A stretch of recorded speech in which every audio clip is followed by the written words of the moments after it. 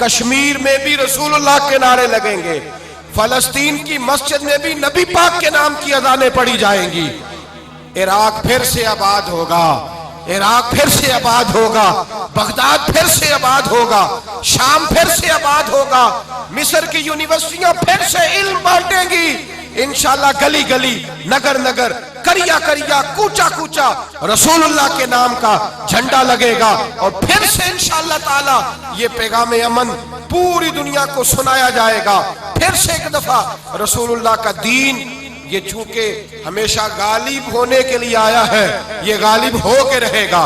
اسلام زندہ باد، اسلام، اسلام، نعرہ تکبیر، نعرہ رسالت، نعرہ رسالت، اسلام زندہ باد، اسلام، اسلام، اسلام۔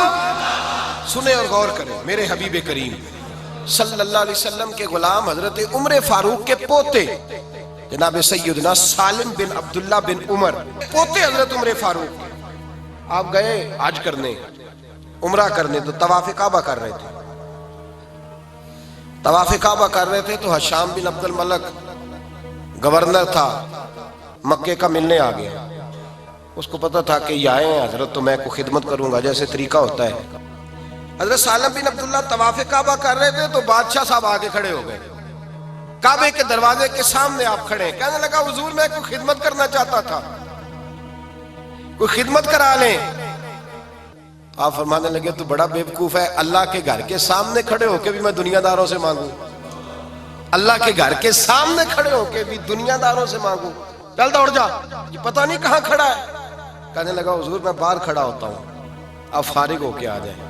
حضرت سالم ابن عبداللہ رضی اللہ تعالیٰ عنہ طواف مکمل کیا، حرم کعبہ سے باہر نکلے، مسجد الحرام سے باہر گئے، سامنے بادشاہ کھڑا تھا، کہنے لگا حضور اب تو مسجد سے باہر آ گئے، آپ مہربانی کریں، میں کوئی خدمت کرنا چاہتا ہوں، کوئی حکم کریں، مہربانی فرمائیں، نظر کرم کچھ ہو۔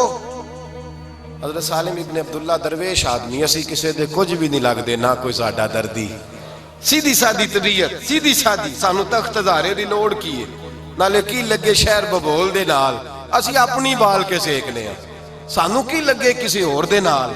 کہا بادشاہ کہنے لگا کچھ مانگ لے، تو مسکرائے، فرمانے لگے چل یہ بتا تجھ سے دین مانگوں کہ دنیا مانگوں؟ کہنے لگا حضور میرے پاس تو دنیا ہے، دین تو ہے ہی نہیں، دین تو آپ کے پاس ہے۔ تو آپ فرمانے لگے اچھا اس کا مطلب ہے تجھ سے دنیا مانگوں؟ کہنے لگا حضور ہاں۔ آنکھیں جھکی، ان میں آنسو آئے، فرمانے لگے او بیوقوف، دنیا تو میں نے کبھی اس سے نہیں مانگی جس نے دنیا بنائی ہے، میں نے اس سے کبھی دنیا نہیں مانگی جس نے بنائی ہے۔ اس نے کہا حضور کیا کریں؟ اٹھے کھڑے ہوئے، فرمانے لگے مجھے جانتے ہو میں کون ہوں؟ کہا حضور آپ کون ہیں؟ آپ فرمانے لگے میرا نام سالم ہے، اور میرے باپ کا نام عبداللہ ہے، اور میرے دادے کا نام فاروق اعظم ہے، میں عمر فاروق کا پوتا ہوں، میں نے تو کبھی رب کریم سے دنیا نہیں مانگی، اور تیرے جیسے دنیا دار سے مانگوں؟ جا دوڑ جا، نکل جا۔ میرے بھائی تھوڑا سا اس سے ناتا توڑے، خدا را نہ یہ کسی کی بنی ہے اور نہ کبھی کسی کی بنے گی، یہ کبھی اس ہاتھ میں تو کبھی اس ہاتھ میں، اس کے پیچھے کیوں بھاگتے ہو جو قابو نہیں آتی؟ میرے حضرت صاحب قبلہ ایک جملہ کہا کرتے اور میں نے آزمایا ہے، آپ کو تحفہ دے رہا ہوں۔ آپ فرمایا کرتے دنیا کا طریقہ یہ ہے، دنیا کا طریقہ یہ ہے کہ اگر اس کی طرف دیکھنے لگو تو یہ کہتی ہے ذرا ٹھہر جاؤ میں نے اور بننا سورنا، اور ذرا ٹھہر جاؤ 10 منٹ بعد دیکھنا، پھر دیکھنے لگو تو کہتے نہیں ابھی نہیں تھوڑی دیر کے بعد، اور اصرار کرو تو اٹھ کے بھاگ جاتی ہے۔ اور فرماتے ہیں جو اس کی طرف سے رخ پھیر کے نکلتا ہے نا اس کے پیچھے بھاگنا شروع کر دیتا ہے، اس کے پیچھے بھاگنا شروع کر دیتی ہے۔ میرے نبی کریم علیہ السلام نے فرمایا میں چاہوں تو زمین سونے کی بن جائے، میں چاہوں تو احد پہاڑ سونے کا بن جائے، میرے ساتھ چلے، میں جس طرح میری طبیعت چاہے دنیا استعمال کروں، لیکن میں نے کبھی اس کی طرف توجہ، تھوڑا سا نا رخ موڑیں، تھوڑا دنیا داری سے رخ موڑیں، تھوڑا رب رسول کی جانب کریں، پھر بیداری پیدا ہوگی، پھر آپ کی مزاج کے اندر روحانیت آئے گی، پھر نماز میں دل لگے گا، پھر قرآن مجید میں دل لگے گا، پھر ذکر۔ یہ جو لوگ کہتے ہیں نا میرا نماز میں دل نہیں لگتا، وہ نماز پڑھ کے بھی تو یہی مانگتے ہیں نا اللہ روٹی دے دے، اے اللہ نوکری دے دے، اے اللہ فلاں چیز دے دے۔ جب توجہ ہی ساری ادھر ہے تو پھر میرے بھائی دل کیسے لگے گا؟ تیسری اور آخری بات، اس پر بھی غور فرمانا ہے آپ حضرات۔ پیدا کیا اللہ نے، ماں باپ دی اللہ نے، وہ چاہتا تو معذور پیدا کرتا، وہ چاہتا تو ٹانگ نہ ہوتی، ہاتھ نہ ہوتا، آنکھیں نہ ہوتی، وہ چاہتا تو اب نارمل پیدا کرتا، شعور نہ ہوتا، اس نے صحت تندرستی والا پیدا کیا۔ پھر وہ چاہتا تو جس طرح اس کی طبیعت چاہتی، اس کی منشا رضا الہی ہوتی، اس طرح کا بناتا، اس نے حسین بنایا، خوبصورت۔ پھر چاہتا تو پتہ نہیں کس کے گھر پیدا کرتا، اس نے مسلمانوں کے گھر پیدا فرمایا۔ پھر اس نے پروان چڑھایا، جوان کیا، قوتیں دی، پھر اس نے زمین میں رہنے کو جگہ دی، پھر اس نے خوبصورت بچے عطا فرمائے، پھر اس نے عزت اور وقار، یہ ساری نعمتیں اللہ نے ہمیں بغیر ہمارے مانگنے کے، ہم سب کو اللہ نے یہ ساری چیزیں عطا فرمائی۔ بولیے بولیے، اللہ نے ساری چیزیں ہمیں عطا، ہر شے اللہ نے ہمیں دی۔ قبر میں زندگی کون دے گا؟ قیامت میں معافی کون دے گا؟ جنت میں مقام کون دے گا؟ سارا کچھ رب رسول ہمیں دیتے ہیں نا میرے بھائی۔ اب بات سمجھنے کی یہ ہے کہ انہوں نے ہمیں اتنا کچھ دیا، ہم نے ان کے لیے کیا کیا؟ جو ان کے مطالبے تھے، قل ان صلاتی و نسکی و محیای و مماتی للہ رب العالمین، فرمایا میرا جینا، میرا مرنا، میری نماز، میری قربانی سب اس اللہ کے لیے۔ یہ مطالبہ تھا، ہم نے کیا دیا جواب؟ ہم نے کیا دیا؟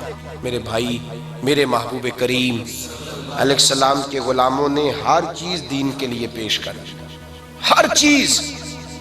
یہاں تو لوگ پوچھتے پھرتے ہیں، کہتے ہیں بڑا مشکل گزارا ہے، دین کے لیے کیسے دیں؟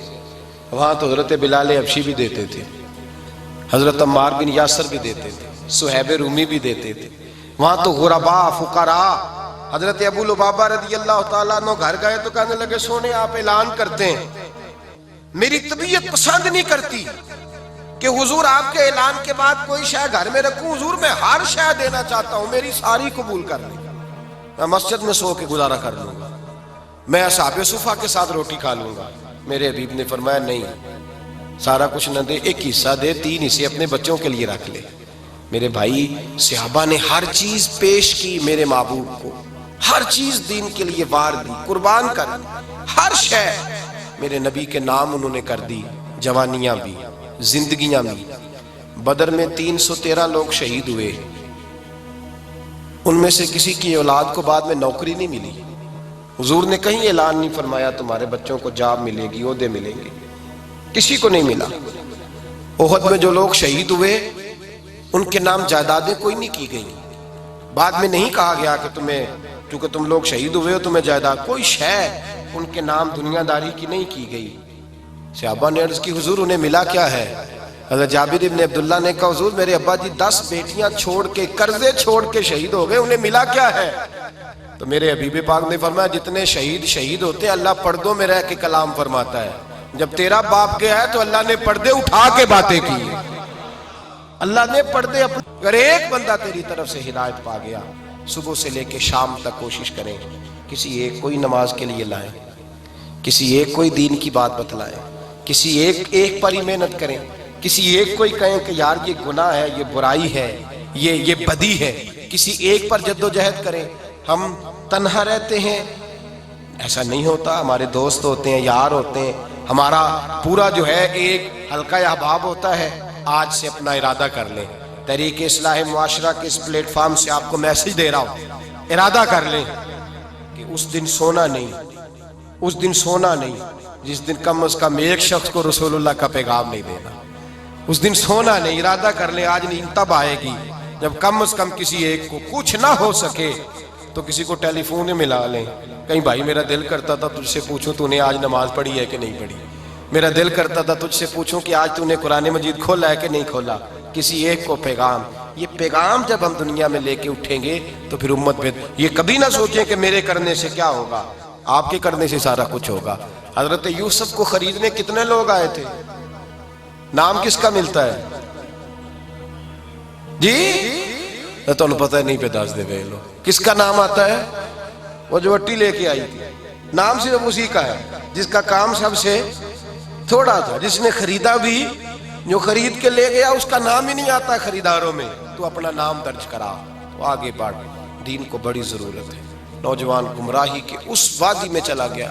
بچہ میرے پاس آیا، کہنے لگا صاحب گناہ کر کر کے تھک گیا، اب اپنے آپ سے گھن آتی، اور تڑپ کے کہنے لگا حضرت جی کس دن خودکشی کر کے مر جاؤں گا گناہوں کے سبب سے، کوئی سہارا نہیں ملتا جو پکڑ کے دلدل سے نکال دے، میں تنگ آ گیا ہوں گناہوں سے۔ میرے بھائی ملت سسک رہی ہے، ہم کسی کا بازو پکڑنے کو تیار نہیں۔ دائیں بائیں دیکھیں، گناہ بے سکون کرتا ہے، گناہ انسان کے اندر نفسانیت بڑھاتا ہے۔ لوگوں کو ضرورت ہے کوئی آگے بڑھے اور ان کا دامن تھامے۔ ہم اس اسٹیج سے پوری دنیا کے کفر کو یہ پیغام دینا چاہتے ہیں کہ مسلمان تھوڑی دیر کے لیے سست ضرور ہوئے ہیں۔ سلطان صلاح الدین ایوبی کی آواز پکارے گی آؤ دین کے لیے، اور سارے اس کے جھنڈے کے نیچے جمع ہو جائیں گے۔ بڑی جلدی کو نور الدین زنگی آنے والا ہے، بڑی جلدی کو طارق بن زیاد پیدا ہونے والا ہے، بڑی جلدی کوئی خالد بن ولید کا جانشین آنے والا ہے۔